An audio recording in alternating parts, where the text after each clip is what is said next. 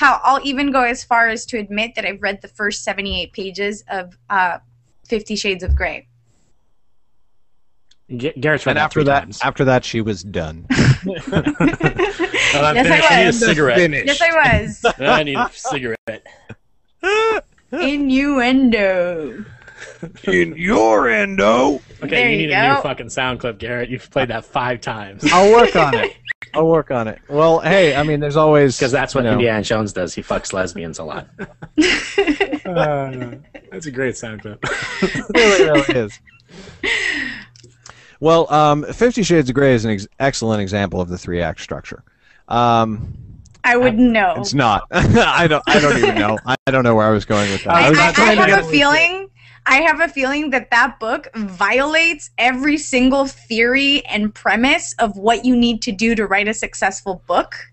That's not all it violates. We can all go to hell because look how many millions of copies it sold.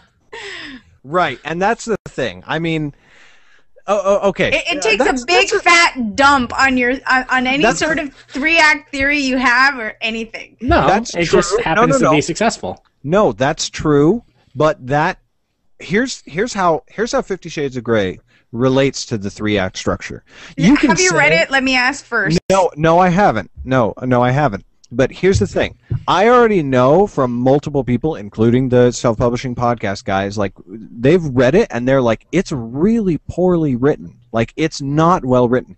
Go to Amazon, look at the reviews page. People are like, it's not well written. It is not a good story, but it's hot and it made. But I got off 10 times. Exactly. It's like, I got off a lot. That's what it's all about. So here's the thing.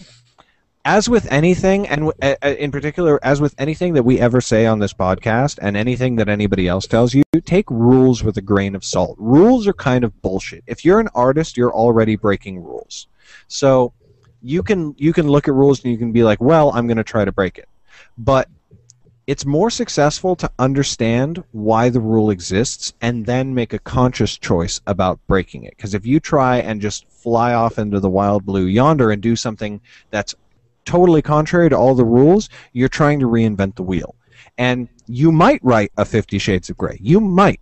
But for every 50 Shades of Grey, one of them, there are thousands of unsold manuscripts out there that are absolute pieces of shit because they didn't try to follow the rules either. And then there are lots of really, really good, well-received books that have sold millions of copies that also broke the rules, but they knew what they were doing, they knew the rules, they studied them, and they made a conscious decision of, I'm going to do this.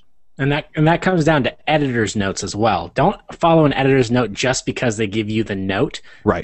You need to, like, if you understand the note, a good editor will say, look, you need to fix this, and here's the rule on that, and they'll link it. That's what Garrett does. It's amazing because if you read my profile on our website, I am not a grammarian. I am not a speller. I'm a storyteller. And Garrett is the anal, fucking grammar Nazi, which is fantastic to have him as an editor. So, but his notes are, you need to have this here, and here's the rule on it. I'll read the rule, and for the majority of the time, I'll go, okay, I agree with that, and it flows correctly. But there are those times where I'm like, that doesn't flow how I want it to, so I'm not going to use it. But I understand, where he's coming from, and I understand the rule, and I feel like that, it falls into exactly what you're talking about with understanding what the rule is, but not necessarily having to follow it, as long as you understand it.